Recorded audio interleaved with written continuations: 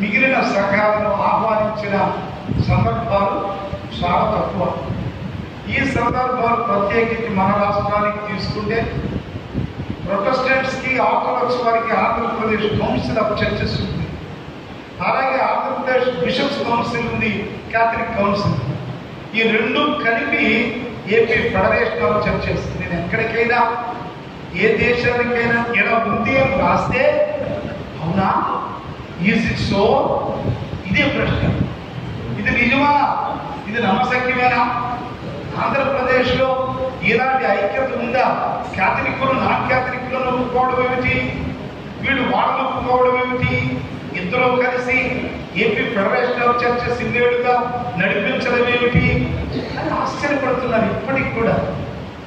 అందుచేత ఈరోజు అంటే ఈ వారం అనుకోండి చాలా గొప్ప వారం. మనకు కారణం ఏమిటంటే ఏపీ ఫెడరేషన్ ఆఫ్ చర్చెస్ తరఫున ఈ ఆంధ్రప్రదేశ్లో జరుగుతున్నటువంటి ఈ ఆక్టేవ్, ఈ యూనిటీ ఆక్టేవ్, ఈ కార్యక్రమంలో అందరూ కలిసి పనిచేయడం చాలా గొప్ప విషయం. ప్రత్యేకంగా ఈరోజు బాప్టిస్టు వారి అదృష్టమేమో ఈ రోజున స్టేజ్ మీద చూస్తే వాము నగరం అంతా ఇక్కడే ఉందిగా, మహామహులంతా ఇక్కడే ఉన్నారుగా, సంఘాల అధినాయకులంతా ఇక్కడే ఉన్నారుగా. కష్టపడాలి. అయ్యగారు నాకు 2-3 సార్లు ఫోన్ చేశారు, ఇప్పుడు కూడా పాపం ఫోన్ చేశారు, అయ్యా బయలుదేరాలి. అవును, మనం కార్యక్రమం పెట్టుకున్నామంటే దాన్ని పీకి పక్కన పెట్టాల్సిందే.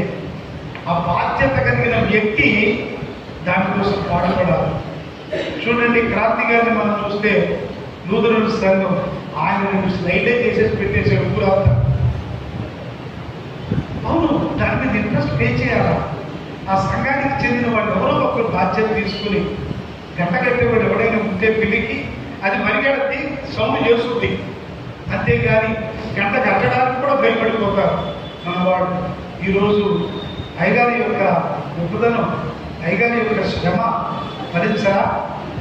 సంఘం అయితే లేదు కానీ నాయకులైనా కనీసం ఇక్కడ ఆయన చేర్చగలిగారు. చాలా సంతోషం. నేను ఈ వారం, ఈ 2025వ సంవత్సరపు వారంలో నా ప్రత్యేకత, నేను దేవుడికి వందనాలు చెల్లించుకునేది ఏమిటంటే, అయ్యా క్యాథలిక్లు నాన్ క్యాథలిక్లు అది వెళ్ళిపోయినటువంటి పాతపడిపోయిన వివాదం. కానీ ఈ రోజున ఈ సనాతన క్రైస్తవులు, సమకాలీన క్రైస్తవులు కలిసి ఒకరినొకరు ఒప్పుకొని, అంతేకా షేరింగ్ ద స్టేజ్ కదా, షేరింగ్ ద స్టేజ్. ఎవరన్నా దీని వరకు వాళ్ళుంటే వీళ్ళున్నారు, వీళ్ళుంటే వాళ్ళుంటారు. ఈ రోజున అందరూ షేర్ చేసుకునే స్టేజ్ ఎలా కలిసి జీవించడం చాలా అదృష్టంగా నేను భావిస్తున్నాను. సరే, ఇప్పుడు పౌలు గారు చెప్పిన రోమా పత్రికలో మనం చూసిన మాటలను చూస్తే అక్కడ శరీరంలో అవయవాలు ఎలా ఉన్నాయో, మనమందరూ సంఘమని దేవుని శరీరంలో అవయవములని ఆయన చెప్పాడు. మనం చెబుతూనే ఉన్నాం, కానీ దాన్ని ఆచరించని వారికి కూడా మనమే కారణం. ఏంటంటే ఇది బాప్టిస్టు చర్చ్. నేను బిషప్గా కాకముందు అయ్యారు, మీ ముందు విజయ్ కుమార్ గారు వాళ్ళందరూ ఉన్నప్పుడు చాలా పురాతన కాదు. నేను లేకుండా ఇక్కడ ఏ ప్రోగ్రాం జరిగేది కాదు. ప్రతి ప్రోగ్రాం నేను అటెండ్ అయ్యేవాడిని. ఆ రోజుల్లో ఎంఈఓను ప్రైజర్ ఒక ఆయన ఉండేవాడు, రమణీయవాడు. అమ్మగారేమో ఎంఈఓ, ఏలూరు ఎంఈఓతో పనిచేసేది. ఆయనేమో ఇక్కడ ఎలక్ట్రిసిటీ డిపార్ట్మెంట్లో పనిచేసేవారు. చాలా కష్టపడి చాలా కష్టపడి పనిచేస్తూ ఉండేవాడు ఇక్కడ, నాకు బాగా తెలుసు.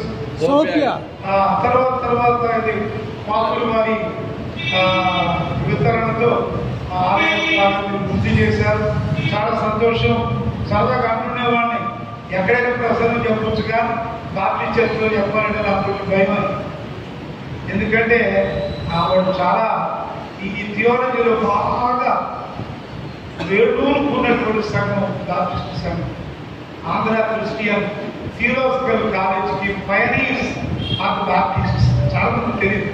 సిఎస్ఏ వాళ్ళు లేకపోతే మరొకడు దానికి పునాదులు వేసిన వాళ్ళు అనుకుంటారు, కాదు, బాప్టిస్టు వారి ఆంధ్ర క్రిస్టియన్ థియోలాజికల్ కాలేజీలో పునాదులు వేసింది సికింద్రాబాద్ బాప్టిస్టు వారితో చర్చ్ ఆఫ్ సౌత్ ఇండియా వారు కలిగిగా దాన్ని గట్టిగా పైకి తీసుకొని వచ్చారు.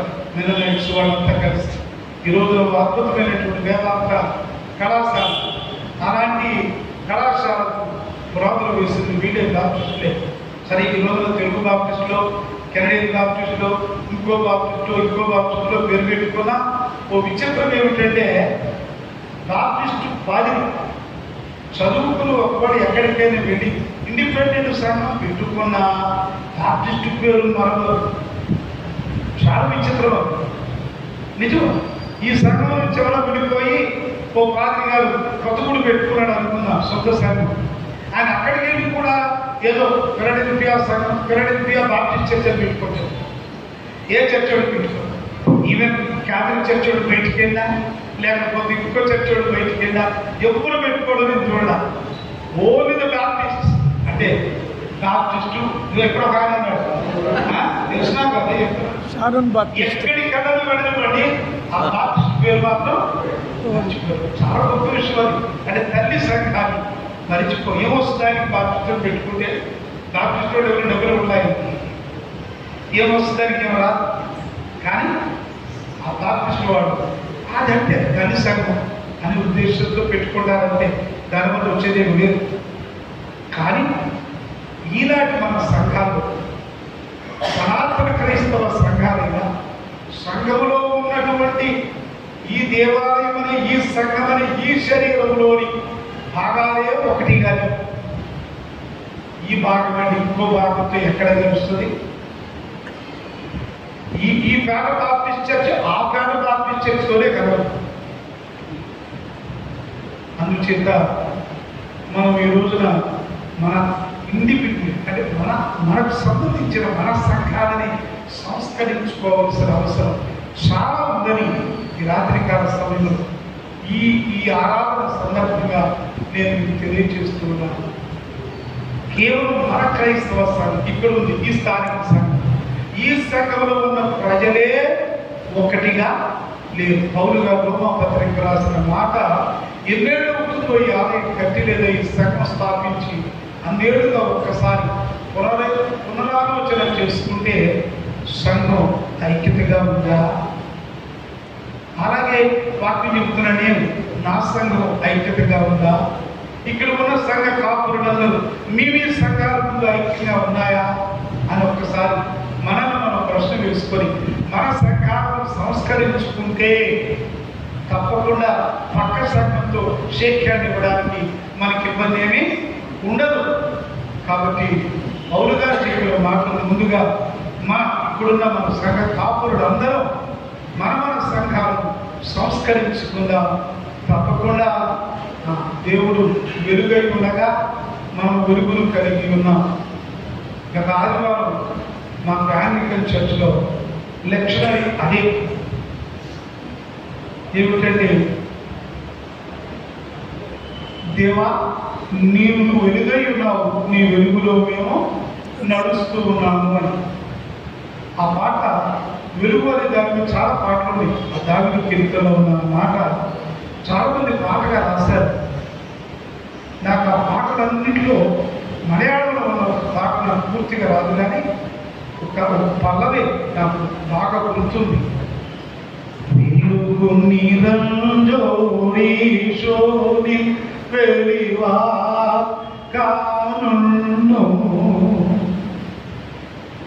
వెలుగు నిరంజోడి శోని వెలివా కానున్ను. వెలుగుైన దేవా నీ వెలుగులో మేము నడుస్తాం. అవును, సూర్యుడు ద్వారా వెలుగును పొంది ప్రకాశించే చంద్రుడు వలె క్రైస్తవుడు కూడా క్రీస్తుని వెలుగును పొంది ఆయన కూడా వెలుగును ప్రకాశపరిస్తాడు. అదే క్రైస్తవ జీవితం. ముందు మనం ఐక్యంగా ఉంటే ఇతరులతో ఐక్యత కలిగి జీవించగలుగుతాం. కాబట్టి ఈ రాత్రికాల సమయంలో ఇక్కడ చేరిన ఈ కొద్ది మందిమైన మన యొక్క సంఘాలను సంస్కరించుకుందాం. మన సంఘస్థులే ఇక్కడ సంఘ కాపులను ఉన్న సంఘస్థులేని, ఈ స్థానిక సంఘస్థులేని, బయట వాళ్ళు వస్తున్నాక పాదిరి గారు అంత కష్టపడుతున్నాడు, ఈ సంఘస్థులేని మనం ఆహ్వానించడానికి మనకు హోస్టింగ్ ఇచ్చే సంఘ పెద్ద సంఘ కాపురేలా? అది వీళ్ళ కాదు, రేపు ఎక్కడ జరుగుతుందో వాళ్ళకు కూడా వర్తించుతుంది, నిన్న జరిగిన వాళ్ళకి వర్తించుతుంది. కాబట్టి ఇక్కడ కిక్కిరిసిపోయి ఖాళీ లేక కుర్చీలు పెట్టుకోవలసిన పరిస్థితి పోయి బెంచీలు ఖాళీగా కలబడడం బాధాకరం.